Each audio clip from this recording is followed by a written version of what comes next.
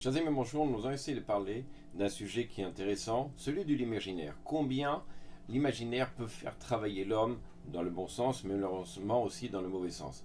Alors dans la parashat Lech Lecha, il y a une histoire étonnante, celle de Abraham, dans laquelle il va devoir lutter contre 5 rois qui veulent lui faire la guerre.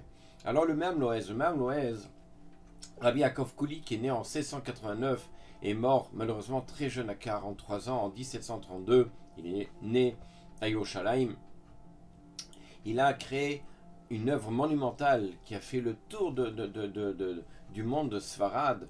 D'accord. C'est le Me'am Loez. C'est-à-dire tout le Midrashim qu'il a concentré, lui-même il a écrit les Midrashim qu'il a vu à droite à gauche, la Gemara et tout ça, il a concentré, il a fait ça sur le livre Bereshit, une partie de Shemot, une partie de une œuvre colossale. Il était à Tzfat, il est devenu Dayan très jeune d'ailleurs, sous l'impulsion de son Rav Yehuda Rosanis, qui était l'auteur du Mishneh Lameler, qui est l'un des commentateurs du Rambam important. D'ailleurs, c'est justement le même Loez Yaakov Kouli qui va lui-même éditer ce livre-là. Alors, il rapporte comme ça donc le même Loez que lorsque Abraham s'est trouvé devant les rois, il devait donc lutter contre les rois. Les rois, évidemment, ont jeté des flèches contre Abraham. Il s'en est sorti par miracle, Akadosh Baruch Hu l'a protégé, mais il n'avait pas d'armes sur lui. Alors là-bas, le Mam Lozi dit qu'il a pris de la terre sous ses pieds et qu'il a balancé. Les gens en face étaient persuadés qu'il ne va pas jeter que de la terre. C'est de la terre qui sûrement est empoisonnée, quelque chose qui sûrement a une odeur qui est justement virulente dans laquelle... Et ils sont morts, comme ça le Midrash dit. D'ailleurs, la camarade dans Sanhedrin, dans la page 108, nous dit autrement, nous dit que Abraham Avinu, il a pris la terre et il a jeté. Eux, évidemment, ils étaient persuadés qu'il ne va pas se mettre à jeter de la terre. Ils ont vu, non pas de la terre, mais ils ont vu des flèches et ils en sont morts. Histoire étonnante, combien l'imaginaire peut créer des situations extraordinaires. Alors, il y a une histoire comme ça à propos du Rambam. Le Rambam, vous savez que c'était le médecin par excellence du roi d'Égypte. Et évidemment, il avait une autorité tellement importante qu'il se faisait malheureusement des ennemis au sein du roi, la royauté. Et il y avait un médecin en l'occurrence qui se plaignait souvent devant le roi. Et cette fois-ci, il a dit au roi, écoutez, ce Rambam-là, cet homme-là, c'est un imposteur, ce n'est pas un médecin, et je peux vous le prouver, j'aimerais qu'on fasse un test, il n'a qu'à lui préparer une potion, et moi je vais préparer une potion, et celui qui arrive à s'en sortir en buvant cette potion, alors c'est le vrai médecin.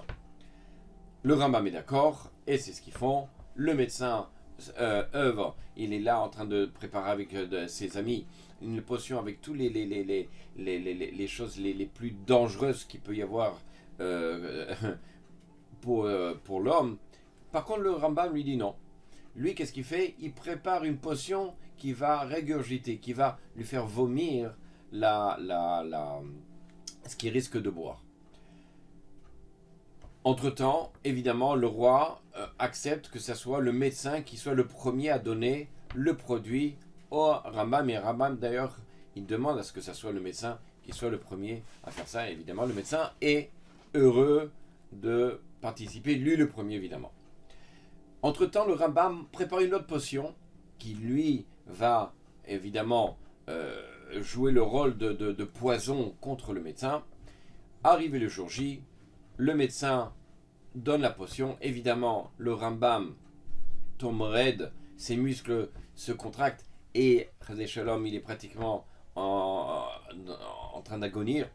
Ses élèves prennent le Rambam, l'amènent chez lui et ils savent qu'est-ce qu'ils doivent faire, et ils prennent la potion qu'avait préparée le Rambam, de régurgiter tout ce qu'il a bu, et c'est ce qui se passe. Et le Rambam, quelques minutes après, se lève en bonne santé. Quelques heures après, il se présente devant le roi étonné, évidemment le médecin qui était à la cour du roi est encore plus étonné de voir le Rambam debout comme s'il n'y avait rien. Le Rambam dit, regardez, j'ai préparé une potion. Cette potion, entre-temps, il avait enveloppé dans du tissu, dans une boîte hermétique, dans laquelle on ne pouvait pas la voir. Il dit, regardez, j'ai cette potion maintenant, c'est à mon tour, j'ai fait ce que vous m'avez demandé, maintenant c'est à mon tour. Évidemment, le roi lui dit, à toi de le faire. Le roi, le Rambam dit, écoutez, est-ce que vous avez quelqu'un qui est condamné à mort? J'aimerais d'abord le lui faire boire. Et évidemment, il y avait un condamné à mort, il l'amène. Le Rambam dit, regardez, il faut se boucher le nez parce que c'est un poison tellement fort que simplement de respirer, on en meurt. Le roi, évidemment, se bouche le nez, tout le monde se bouche le nez. Et il demande au type là qui est condamné à mort d'ouvrir la boîte. Lui, il savait que c'était un bonheur. Il ouvrait la boîte, il ne pouvait pas se boucher le nez. Et il ouvre la boîte et voilà qu'il tombe raide mort. À ce moment-là, le Rambam demande au roi et lui dit, regardez, ce produit-là maintenant, j'aimerais que vous le buviez. Le roi il le regarde et dit, mais comment moi je vais le boire? Mais enfin, vous êtes tombé sur la tête. Peut-être que la potion qu'il vous a donnée, vous êtes vivant, mais vous avez ça vous a atteint le cerveau. Il dit, non, non, non, croyez-moi, vraiment, si vous avez confiance en moi, buvez-le, vous allez voir qu'il n'y aura rien du tout.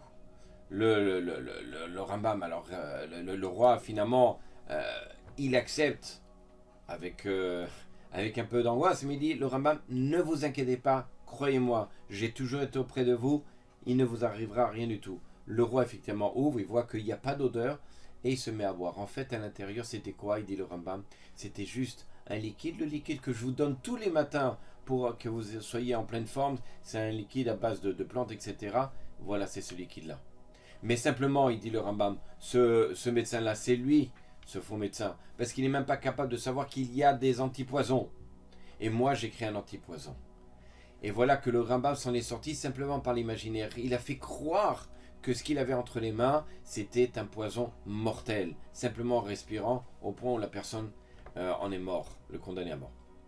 Je vous racontais une histoire qui s'est passée il y a quelques années comme ça en Californie, dans un hôpital, dans lequel il y avait là une section de malades qui sont condamnés, les malades malheureusement qui ont la maladie, le cancer, Chazé Shalom, et qui, d'après les médecins, n'avaient d'espérance de vie que d'un mois, 2 mois maximum. Ils étaient 12 dans cette section-là. Un des médecins en chef demande à son staff, on va essayer d'essayer une expérience intéressante. Je vais faire croire aux malades qu'on a trouvé un médicament qui va pouvoir les aider à s'en sortir. Il faut que vous jouiez avec moi. Les médecins sont d'accord, ils convoquent la famille, les familles sont d'accord parce que de toute façon il n'y a pas d'autre espoir. Et voilà que le médecin en chef arrive un jour et dit, voilà, écoutez, avec tout le sourire et les médecins tout autour, regardez, on vient de découvrir, ça fait plus d'1 an qu'on travaille dessus, un médicament qui va permettre, il faudra le prendre toute sa vie. Il a fait d'ailleurs, c'était des pilules un peu amères, du placebo, évidemment. Il faudra les prendre tous les jours. On a fait l'expérience déjà sur une 30aine de personnes et ils ont guéri. Les malades évidemment sont heureux, disent évidemment on aimerait le prendre, etc. Et voilà, l'histoire dit que ces malades-là, il n'y en a qu'un seul sur les 12 qui est décédé 3 ou 4 mois après, mais le reste des personnes, un carrément a vécu, je crois, plus de 20 ans, d'autres ont vécu 4, 5, 6 ans alors qu'ils n'avaient pas d'espérance de vie. Et le médecin en chef a montré justement que simplement par cet esprit, par le psychisme, le fait que les malades soient heureux de savoir ils ont créé en eux ces molécules-là de la joie, qu'on appelle les molécules de la joie, qui ont permis de renforcer le système immunitaire et de lutter contre la maladie.